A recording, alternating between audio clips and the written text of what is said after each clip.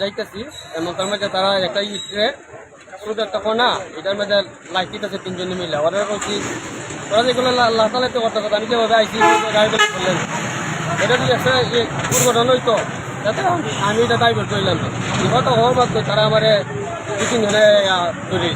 ধরার মাত্রে আমি নামতেও চাইছি তখন আমার কিল মাইরা মাথা পাঠাই